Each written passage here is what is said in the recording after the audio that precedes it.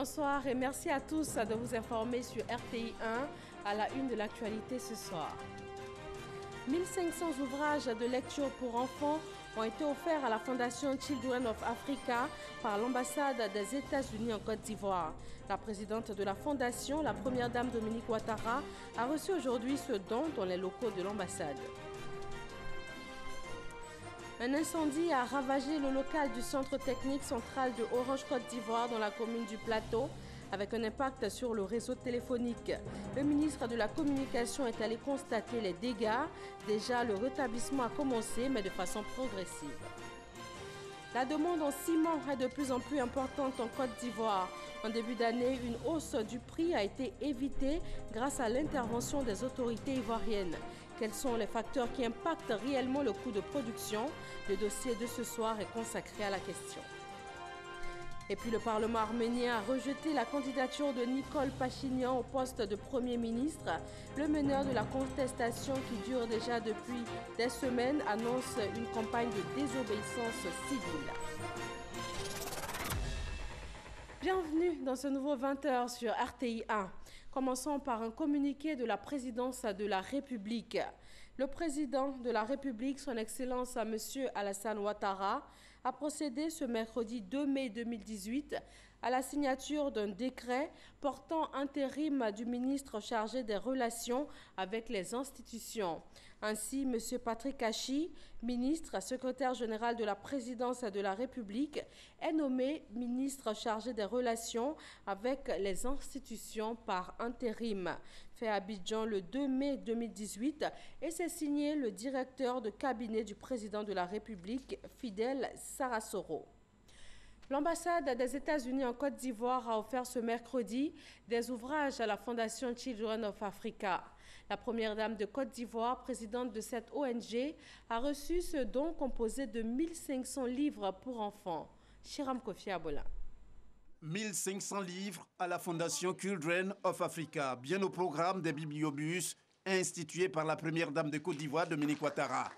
Un don des États-Unis pour soutenir l'une des actions de la présidente de cette fondation visant à inculquer le goût de la lecture aux tout-petits. À l'occasion de la cérémonie de remise de ce don ce mercredi, à l'ambassade des États-Unis en Côte d'Ivoire, la chargée d'affaires de l'ambassade fait constater que le livre est un élément fondamental de la vie. Les livres sont les portes de nouveaux mondes. Ceux-ci peuvent être des mondes de l'affection ou de l'imagination que nous ne verrons jamais. Ils peuvent être des mondes que nous apprenons et que vous pourrez découvrir par vous-même plus tard. En ce sens, les livres sont des portes de notre avenir. Nous les lisons, nous enrichissons et avec de l'action, du travail et de la discipline, nous améliorons nos vies. En abondant dans le sens de la chargée d'affaires de l'ambassade des États-Unis, la présidente de Children of Africa ne manque pas d'exprimer sa joie d'être associée à cette cérémonie. La Fondation, depuis 18 ans exactement pour les bibliobus, a choisi de prôner la lecture pour les enfants, la lecture gratuite et d'aller à la rencontre des enfants dans les villes et les villages à l'intérieur et donc de faire ces bibliobus et de les équiper et également d'enseigner l'informatique à l'intérieur et de visionner des films pour les enfants. Nous sommes très heureux d'avoir ce don de livres qui va également aller dans chaque bibliobus et qui va pouvoir enrichir la bibliothèque que nous avons déjà. Je voudrais vraiment vous remercier tous et vous dire que la Fondation est particulièrement heureuse d'avoir ce partenariat avec vous. Après les allocutions, c'est l'étape de la visite du bibliobus, mais le tout précédé de ce qu'il convient d'appeler le storytelling, c'est-à-dire l'heure du conte. La première dame de Côte d'Ivoire, Dominique Ouattara, avec à ses côtés d'autres personnalités, y trouve l'occasion d'informer la trentaine d'élèves choisis des écoles primaires publiques d'Anono 4 et de Blocos 2 sur la question de l'environnement à travers l'histoire de la journée de la Terre de l'auteur Margaret McNamara. Le storytelling, conçu par l'American Center, vise à développer l'imaginaire et promouvoir la lecture chez les élèves des établissements primaires en Côte d'Ivoire. Depuis 2010, c'est au moins 1200 enfants de 5 à 10 ans qui chaque année y sont accueillis. Demain, 3 mai, le monde va célébrer la journée de la liberté de la presse. À la veille de cette date importante pour les médias, l'Institut des sciences et techniques de la communication a initié une réflexion sur les enjeux et les défis du numérique dans la valorisation des contenus de presse. Isaïo. Dans la presse dans les années 70, le numérique est aujourd'hui au cœur du dispositif de tous les médias. L'Institut polytechnique des sciences et techniques de la communication, ISTC, met à profit la Journée mondiale de la liberté de la presse pour sensibiliser les journalistes sur l'opportunité de son usage. N'est journaliste que celui qui est attaché aux faits. N'est journaliste que celui qui est préoccupé par le respect de l'éthique, par le respect de la déontologie, par le respect des tests et par le respect de la ligne éditoriale qu'il emploie. Je pense que c'est ce carré qui doit être le bréviaire du journaliste. S'appuyant sur le thème « Enjeux et défis du numérique dans la valorisation des contenus de presse », les panélistes exhortent les journalistes à une meilleure utilisation des réseaux sociaux. Le vrai boulot, c'est de rester un journaliste comme avant. Le métier n'a pas changé, c'est de donner une information fiable, vérifiée, mais le plus rapidement possible. Pas parce qu'on est sur le numérique qu'on ne va plus respecter les règles d'éthique et de déontologie. Le média peut changer, le support peut changer, mais l'éthique journalistique, elle, demeure. Le digital également donc, donne l'opportunité de créer en fait de contenu, mais également de contenu avec tous les supports sans réellement de limite.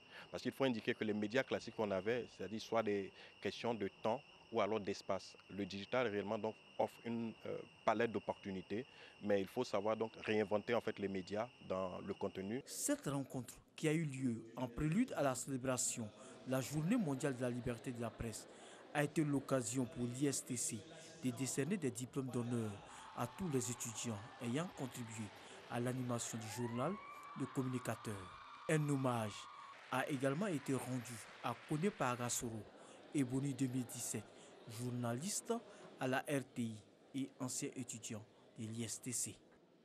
Un incendie a dévasté le local du centre technique central de Orange Côte d'Ivoire dans la commune du Plateau.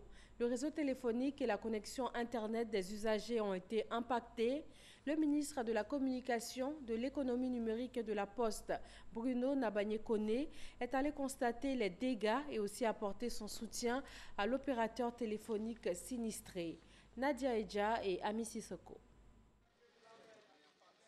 Bruno Nabagné-Koné dans les locaux du centre technique d'Orange Côte d'Ivoire. Le site a été ravagé par un incendie quelques jours plus tôt. Pour le ministre de tutelle, il était important de se rendre sur le lieu du sinistre. Nous sommes là pour venir apporter notre soutien et nos encouragements à un opérateur aujourd'hui très important. Nous sommes là aussi pour apprécier la situation et rassurer nos compatriotes. La visite est saluée par Didier Kla, directeur technique de la compagnie. Selon lui, ce grave incendie a particulièrement endommagé le câblage, causant des perturbations sur le réseau téléphonique et la connexion Internet. Aujourd'hui, nous avons l'ensemble de notre réseau de transmission qui est paralysé sur la ville d'Abidjan. Nos capacités Internet sont réduites à près de 50%. Les difficultés d'appel voix sur la zone du plateau.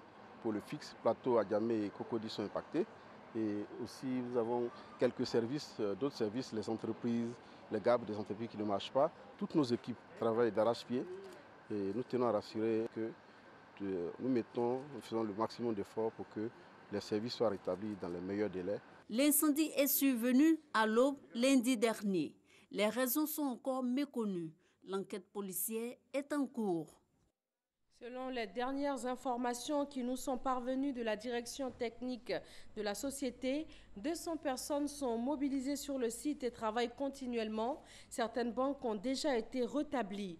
L'international devra reprendre à partir de cette nuit et progressivement les services de téléphonie, d'ADSL et autres devront avoir un niveau de fonctionnement stable en fin de semaine. Les médias jouent un rôle important dans la valorisation des projets de développement. La Banque africaine de développement a eu une rencontre avec les hommes et femmes de médias nationaux et internationaux. Elle entend nouer un lien plus étroit avec la presse et l'impliquer davantage dans ses projets. Jean-Luc Bangbo. Le groupe de la Banque africaine de développement, BAD, entend faire des médias un partenaire stratégique dans sa mission de faire reculer la pauvreté dans ses pays membres. Il s'agira, au dit du directeur de la communication de cette institution, de mettre en lumière toutes les actions qui visent à contribuer au développement économique du continent. Il y a tant de choses qui se passent et nous ne pouvons pas continuer à travailler comme si de rien n'était. Nous devons avoir une nouvelle stratégie et une nouvelle vision de ce que nous devons activement faire aux côtés des médias qui sont des partenaires stratégiques. Une implication des médias qui devrait se traduire en des visites sur le terrain afin de témoigner de l'impact des actions de la BAD sur les populations des pays membres. Nous allons également organiser au cours des prochains mois des visites de projets pour les médias pour qu'ils puissent non seulement visiter nos projets, mais également parler aux villageois pour jauger des impacts de développement.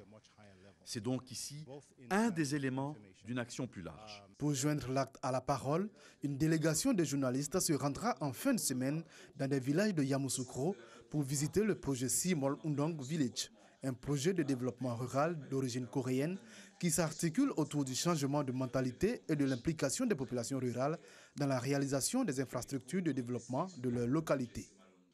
La direction de l'énergie met en ligne Alerte Électricité, une plateforme web gratuite. Elle est accessible sur ordinateur et téléphone mobile. C'est un nouvel outil pour signaler les désagréments liés à l'électricité. Christelle Menat. Une coupure d'électricité pour impayé, une connexion suspecte au réseau basse tension, une erreur de facturation. Un nouvel outil vient d'être mis à la disposition des populations et des industriels. Ça s'appelle Alerte Électricité, c'est une plateforme web qui permet de signaler tout désagrément lié à l'électricité. Les plaintes, ainsi centralisées à la direction de l'énergie, sont par la suite transmises aux acteurs directement concernés.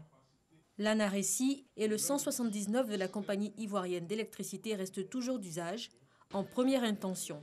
Alerte Électricité est un relais, un moyen supplémentaire qui ne vient pas se substituer aux outils déjà connus. Il n'envisage pas se substituer aux activités courantes de gestion du service public de l'électricité en temps réel ou aux sollicitations qui n'ont pas encore été présentées aux structures en charge ou qui doivent être traitées dans un délai raisonnable. Vous êtes appelé à y poster vos alertes 72 heures au moins après avoir signalé sans suite un dysfonctionnement aux structures habituelles. Pour la Direction générale de l'énergie et la tutelle, le ministère du pétrole, de l'énergie et du développement des énergies renouvelables, Alerte Électricité est aussi un outil de monitoring. Nous restons ouverts à toute suggestion constructive pour améliorer cet outil en vue d'être toujours plus proche de la population pour être informé de la réalité du terrain et travailler à répondre efficacement aux préoccupations des consommateurs en matière de qualité et continuité dans la fourniture d'électricité ainsi que les services et autres activités associées. Conçu et développé par un prestataire ivoirien, Alerte Électricité est gratuit, téléchargeable sur ordinateur PC ou sur mobile sous Android, Windows Phone et bientôt iOS. La demande en ciment est de plus en plus importante en Côte d'Ivoire. Début janvier 2018, une hausse du prix du ciment a été évitée de justesse grâce à l'intervention des autorités ivoiriennes. Alors comment les cimentiers s'y prennent afin de satisfaire les clients tout en évitant de spéculer? Quels facteurs impactent sur le coût de production? Didier Nguessan et Christelle Menat. Inauguration d'un broyeur de ciment ce matin. Industriels et gouvernants s'en félicitent. La pénurie de ciment en Côte d'Ivoire, bientôt un mauvais souvenir. 15 milliards de francs CFA investis pour un rendement de 135 tonnes à l'heure. Ce broyeur, le 6e de l'usine, va porter la production annuelle du cimentier à 3,5 millions de tonnes. Pour produire du ciment, l'usine utilise du calcaire. C'est l'ingrédient de base. Il est concassé, rendu homogène, puis broyé et chauffé à près de 800 degrés pour obtenir le clinker. Le clinker est mélangé avec d'autres intrants, comme le gypse, pour enfin donner le ciment. Mais le sous-sol ivoirien ne contient pas de calcaire cimentier. Cet ingrédient de base est importé par bateau d'Europe ou du Maroc, ce qui entraîne des surcoûts. Chargés de calcaire, les bateaux ont du mal à accoster. Le quai minéralier du port autonome d'Abidjan est souvent saturé. Le temps d'attente des bateaux en rade s'est progressivement détérioré puisqu'il était de quasiment 0 jour en 2016. Il était progressivement de 10, 20, 30, 40 jours en 2017. Et malheureusement aujourd'hui, début 2018, il est de 60 jours. Ça a un coût vraiment significatif dans notre prix de revient. Pour juguler les surcoûts, les cimentiers ont récemment envisagé d'augmenter le prix du ciment sorti usine. Les autorités ivoiriennes sont très vite intervenues pour empêcher une hausse des prix. Aujourd'hui, le ciment classique se négocie à l'usine à 77 500 francs la tonne pour être ensuite revendu à 86 000 francs CFA sur le marché. Un des prix les plus compétitifs de la sous-région, mais plus élevé qu'au Togo et au Sénégal. À ce jour, la Côte d'Ivoire compte 5 unités de production pour une capacité totale de 4,5 millions de tonnes en 2017. Une production en constante progression depuis 2015. Les cimentiers espèrent produire 6 millions de tonnes en 2018. Pour y arriver, près de 73 milliards de francs CFA ont été investis dans le secteur depuis 2015. Si la demande en ciment augmente ainsi en Côte d'Ivoire, c'est en partie à cause du programme de logements sociaux. Le coût de sortie pour nous en usine, 68 500 hors taxe. À cela, il faut ajouter bien évidemment le transport qui fait à peu près 7 000 la tonne. Notre souhait est que le ciment, évidemment, puisse être un peu moins cher que ça, pour nous permettre aussi de livrer des maisons de qualité à nos différents souscripteurs qui sont des personnes qui n'ont pas de salaire énorme. L'offre en ciment s'améliore, mais acheter du ciment relève encore d'un parcours du combattant pour de nombreux clients, devant les multiples intermédiaires et les longues files d'attente. Il y a trop d'intermédiaires dedans. Tu passes par là, tu rentres ici. Vraiment, il y a trop de soucis dedans. Quand on quitte souvent en boifle comme ça, là, on peut venir souvent, on peut faire une semaine même avant d'avoir ciment. Il est 13h, bon, vraiment, pour chargement de là, je ne suis même pas sûr s'il est chargé. Je suis venu prendre 34 tonnes de ciment pour aller sur Korogo. Aujourd'hui même, il n'y a pas beaucoup de camions. On peut nous charger, mais depuis là, on ne nous charge pas. Intermédiaires là, eux, ils appellent les gens de bascule. Ils appellent les gens de bascule que souvent si on rentre, s'il y a le bon, on peut charger. S'il n'y a pas le bon, on nous fait sortir. Pour mieux approvisionner les clients, certains cimentiers innovent.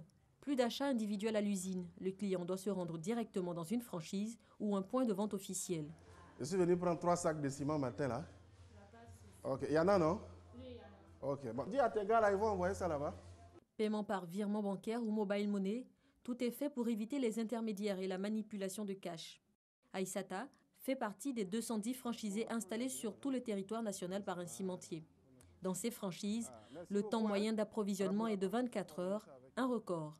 Mais la difficulté pour elle est ailleurs. Pour pouvoir satisfaire les clients, si on avait eu des fonds, on pouvait commander beaucoup.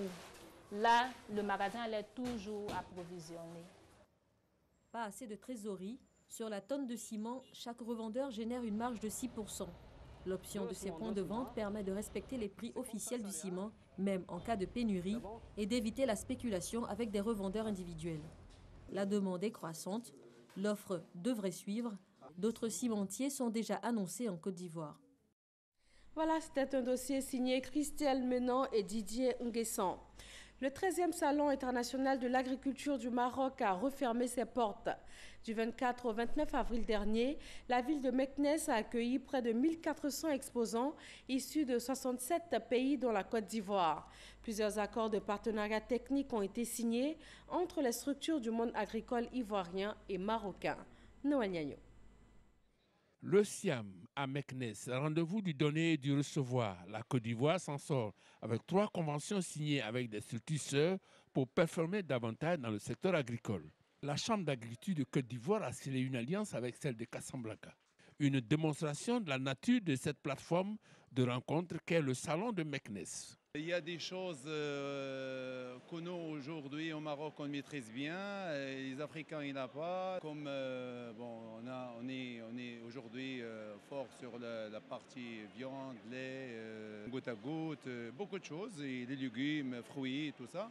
Et on peut changer beaucoup de choses avec mes amis africains. Une deuxième graine a été sémée par la Fédération des chambres d'agriculture du Maroc et celle de Côte d'Ivoire. Ce mariage d'aujourd'hui entre la Chambre de Rabat et la Chambre nationale d'agriculture est vraiment l'illustration sur le terrain, dans les champs, dans les techniques, dans les échanges de cette volonté politique des pouvoirs publics. Former les agriculteurs, renforcer leurs capacités, c'est bien, mais faire le suivi de cette formation au quotidien par des encadreurs aguerris est mieux.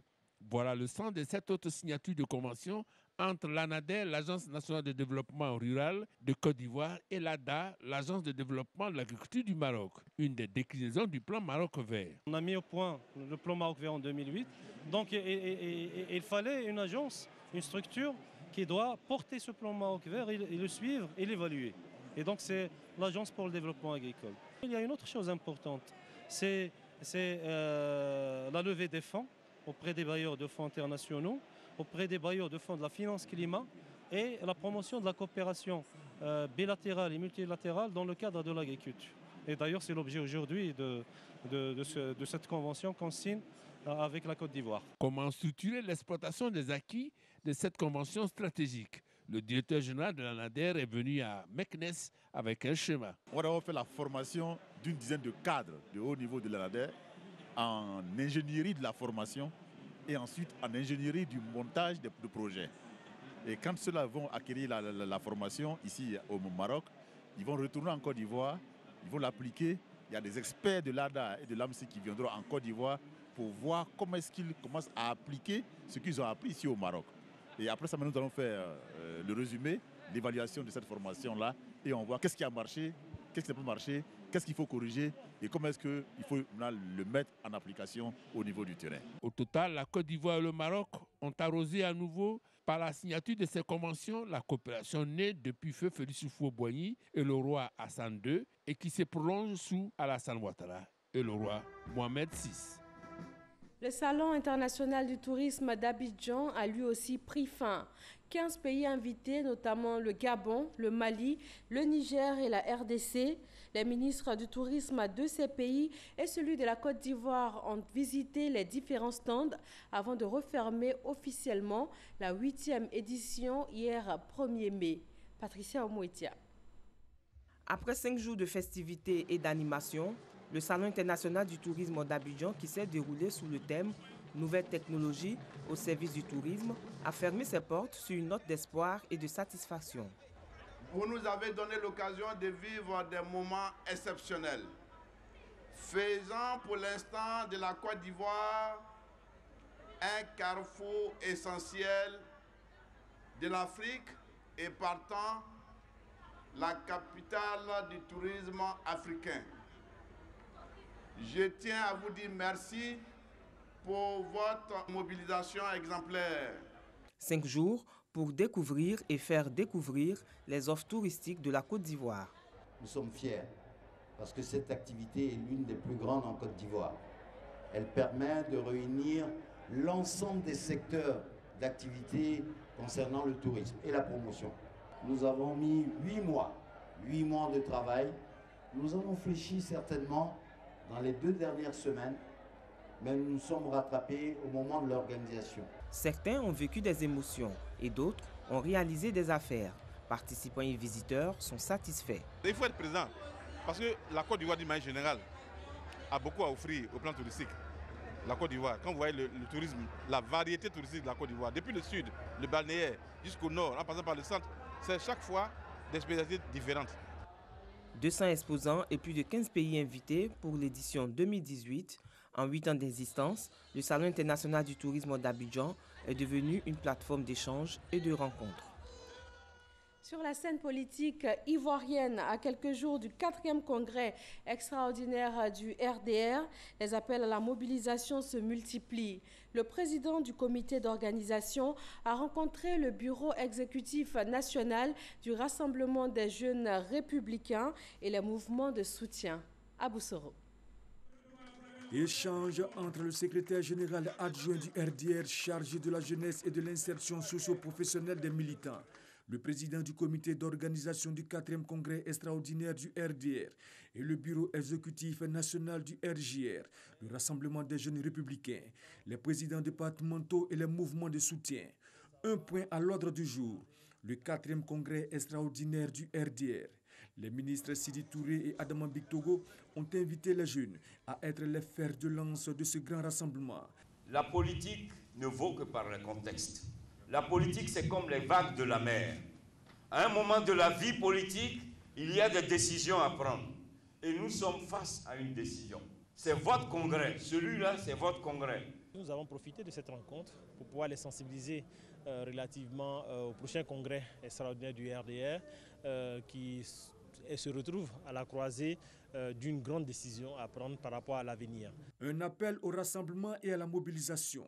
Paris que compte relever la jeunesse républicaine. C'est l'occasion rêvée pour nous d'appeler toute la jeunesse du Rassemblement des Républicains à une grande participation, une participation effective, dynamique, pour que tout le monde puisse sentir la ferveur du RDR. Nous sommes heureux qu'à la veille du congrès extraordinaire de notre cher parti, que l'on vienne nous dire l'espoir que nous devons pouvoir avoir, que nous devons pouvoir garder dans ce que les jeunes républicains et l'ensemble des jeunes ivoiriens auront un emploi si, évidemment, oui, il y a la stabilité, il y a la paix.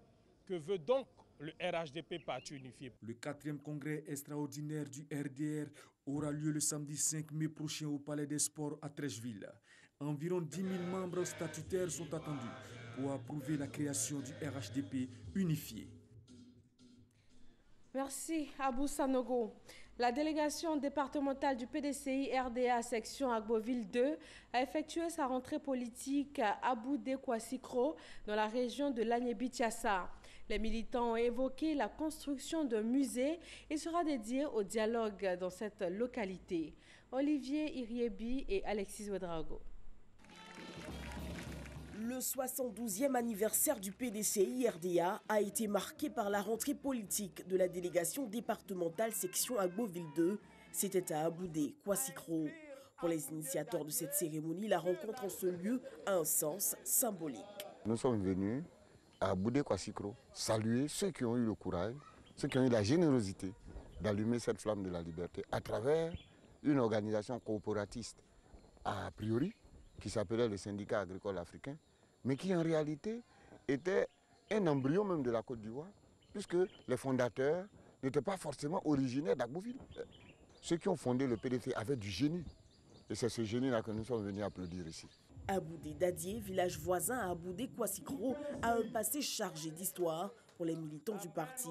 Dans la déclaration commune, la délégation a souhaité qu'un musée de dialogue soit érigé en ce lieu en vue de pérenniser l'histoire du parti, une idée appréciée par les cadres. En ce qui concerne ce site d'Adié, à Noma, on quittait à Bangourou pour venir s'installer ici, faire des plantations. C'est ça qui a motivé leur lutte pour préserver leurs intérêts par rapport aux colons. Il fallait continuer ce combat au niveau politique pour que le noir puisse avoir accès à tout. C'est pour ça qu'aujourd'hui, il est bon pour le parti de réhabiliter tous ces sites pour que les jeunes viennent voir, savoir comment ces gens ont lutté. Ce qu'on ne voit pas souvent. Une conférence sur le thème Henri Konan Bédié et le PDCI RDA, la paix en Côte d'Ivoire de 2000 à nos jours. Une visite guidée sur les symboles du syndicat agricole africain ont été les temps forts de cette cérémonie. Dans le monde du sport, les travaux du futur stade olympique d'Ebempe dans la commune d'Anyama ont été lancés il y a un peu plus d'une année. D'un coût global de 67,5 milliards de francs CFA, ce joyau aura une capacité d'accueil de 60 000 places. Serge Coléa. 16 mois après le lancement des travaux, Le futur stade olympique des Bimpé se met progressivement en place. Les ouvriers sont à la tâche pour lui donner fière allure. Le directeur de cabinet du ministre des Sports et Loisirs ainsi que le conseiller économique et commercial de l'ambassade de la République populaire de Chine en Côte d'Ivoire ont pu s'en rendre compte. Les travaux évoluent bien. Ils sont à plus de 25% de taux d'exécution et nous sommes aujourd'hui satisfaits de l'évolution de ces travaux. On était inquiets lorsque nous lancions ces travaux en 2016, mais 2 ans après, nous sommes en tout cas heureux de constater que la partie chinoise est à pied d'œuvre pour faire en sorte que les délais consignés dans le cahier de charges de la CAN 2021, les délais seront tenus. Ce stade, qui aura la forme d'un nid d'oiseau, est bâti sur une superficie de 20 hectares. Il aura une capacité de 60 000 places. Peut-être vous connaissez le nid d'oiseau à Beijing. Ça sera le nid d'oiseau en Afrique. Donc ça sera un stade le plus grand, le plus moderne et le mieux équipé de toute l'Afrique. Il s'agit d'un projet de coopération entre le gouvernement chinois et le gouvernement ivoirien. Donc le gouvernement chinois attache une grande importance à la qualité, au délai des travaux. Le futur stade olympique de la Côte d'Ivoire sera livré en octobre 2019. Il abritera le match d'ouverture de la Coupe d'Afrique des Nations 2021 qui sera organisée en Côte d'Ivoire. L'actualité internationale nous conduit en Arménie. Le Parlement a rejeté la candidature de Nikol Pachinian au poste de Premier ministre. Le meneur de la contestation, qui dure depuis plusieurs semaines, n'a recueilli que 45 voix sur 105. Nikol Pachinian avait appelé à poursuivre le mouvement, mais il appelle ce soir au calme, fort du soutien qu'il a reçu de toutes les parties. Et c'est tout pour ce 20h. Retrouvez demain 13h sur RTI 1 Delphine Blas. Merci à tous et très bonne fin de soirée.